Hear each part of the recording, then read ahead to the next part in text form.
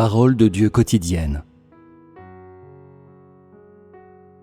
Rendre témoignage à Dieu consiste avant tout à parler de ta connaissance de l'œuvre de Dieu, de la façon dont Dieu conquiert les gens, les sauve, les transforme. Il s'agit de parler de la façon dont il guide les gens à entrer dans la réalité de la vérité, leur permettant d'être conquis, rendus parfaits et sauvés par lui. Rendre témoignage signifie parler de son œuvre et de tout ce que tu as expérimenté. Seule son œuvre peut le représenter et seule son œuvre peut le révéler publiquement dans son intégralité. Son œuvre lui rend témoignage. Son œuvre et ses déclarations représentent directement l'Esprit. L'œuvre qu'il accomplit est réalisée par l'Esprit et les paroles qu'il prononce sont prononcées par l'Esprit. Ces choses sont simplement exprimées par la chair incarnée de Dieu. Mais en réalité, c'est l'Esprit qui les exprime. Toute l'œuvre qu'il accomplit et toutes les paroles qu'il prononce représentent son essence. Après s'être revêtu de chair et être venu parmi les hommes, si Dieu ne parlait pas ni n'œuvrait, puis vous demandait de connaître sa réalité, sa normalité, sa toute-puissance, serais-tu en mesure de le faire ? Serais-tu en mesure de savoir quelle est l'essence de l'Esprit ? Serais-tu en mesure de savoir quels sont les attributs de sa chair ? C'est seulement parce que vous avez expérimenté chaque étape de son œuvre qu'il vous demande de lui rendre témoignage. Si vous n'aviez pas une telle expérience, alors il n'insisterait pas pour que vous rendiez témoignage. Ainsi, lorsque tu rends témoignage à Dieu, tu n'attestes pas seulement son extérieur d'humanité normale, mais aussi l'œuvre qu'il accomplit et le chemin qu'il conduit. Tu dois attester la façon dont tu as été conquis par lui et sous quels aspects tu as été rendu parfait. C'est le genre de témoignage que tu dois rendre. Partout où tu vas, si tu cries « Notre Dieu est venu accomplir une œuvre et son œuvre est vraiment pratique. Il nous a gagnés sans acte surnaturel, sans aucun miracle ni prodige. » D'autres demanderont « Que veux-tu dire quand tu dis qu'il n'opère ni miracle ni prodige ? Comment peut-il t'avoir conquis sans opérer de miracle et de prodige ?» Et tu dis « Il parle et, sans faire, montre de prodige ou de miracle, il nous a conquis. Son œuvre nous a conquis. » En fin de compte, si tu n'es pas en mesure de dire quoi que ce soit de substantiel, si tu ne peux pas parler de faits précis, est-ce un vrai témoignage ? Lorsque Dieu incarné conquiert les gens, ce sont ses paroles divines qui le font. L'humanité ne peut pas accomplir cela. Ce n'est pas quelque chose que n'importe quel mortel peut accomplir. Et même ceux du plus haut calibre, parmi les gens normaux, en sont incapables, car sa divinité est supérieure à tout être créé. C'est extraordinaire pour les gens. Le Créateur, après tout, est supérieur à tout être créé. Les êtres créés ne peuvent pas être supérieurs au Créateur. Si tu lui étais supérieur, il ne serait pas en mesure de te conquérir. Et il ne peut te conquérir que parce qu'il t'est supérieur.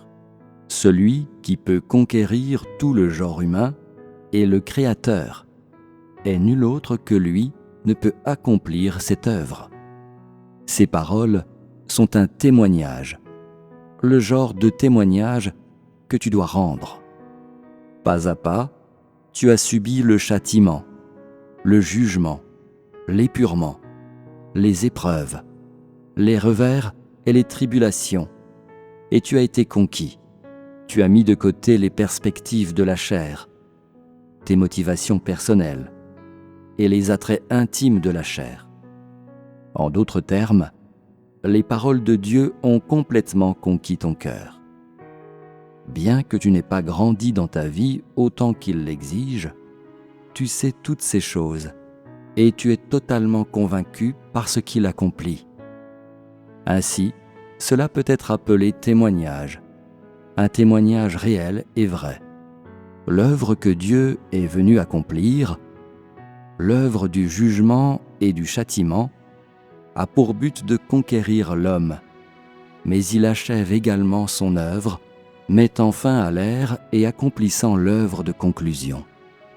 Il achève l'ère entière, sauvant tout le genre humain, délivrant l'homme du péché une fois pour toutes. Il gagne pleinement l'homme qu'il a créé. Tu dois témoigner de tout cela. Tu as expérimenté tellement de l'œuvre de Dieu.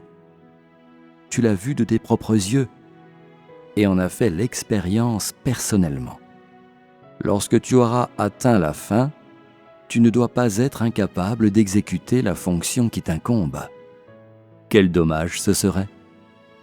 Quand l'Évangile sera répandu à l'avenir, tu devrais pouvoir parler de tes propres connaissances, attester tout ce que tu as acquis dans ton cœur et ne ménager aucun effort.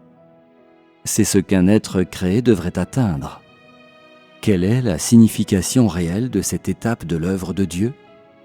Quel est son effet? Et à quel point est-elle réalisée en l'homme?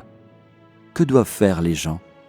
Lorsque vous pourrez parler clairement de toute l'œuvre que Dieu incarné a accomplie depuis sa venue sur terre, alors votre témoignage sera complet. Quand tu pourras parler clairement des 5 choses suivantes, l'importance de son œuvre, son contenu, son essence, le tempérament qu'elle représente et ses principes, alors cela prouvera que tu es capable de rendre témoignage à Dieu, que tu possèdes vraiment la connaissance. Mes exigences à votre égard ne sont pas très élevées et sont réalisables par tous ceux qui cherchent vraiment. Si tu es résolu à être l'un des témoins de Dieu, tu dois comprendre ce que Dieu déteste et ce qu'il aime. Tu as expérimenté une grande partie de son œuvre. Par cette œuvre, tu dois parvenir à connaître son tempérament, comprendre sa volonté et ses exigences à l'égard de l'homme, et utiliser cette connaissance pour lui rendre témoignage et accomplir ton devoir. Il se peut que tu dises seulement « Nous connaissons Dieu ». Son jugement et son châtiment sont très sévères. Ses paroles sont très strictes. Elles sont justes et majestueuses, et elles ne peuvent être offensées par aucun homme. Mais ces mots soutiennent-ils l'homme finalement? Quel est leur effet sur les gens? Sais-tu vraiment que cette œuvre du jugement et du châtiment t'est très bénéfique? Le jugement et le châtiment de Dieu révèlent ta rébellion et ta corruption, n'est-ce pas? Ils peuvent purifier et expulser ces choses souillées et corrompues en toi, n'est-ce pas? Que deviendrais-tu sans le jugement et le châtiment? Reconnais-tu vraiment le fait que Satan t'a corrompu au plus profond degré? Aujourd'hui, vous devez vous équiper de ces choses et bien les connaître.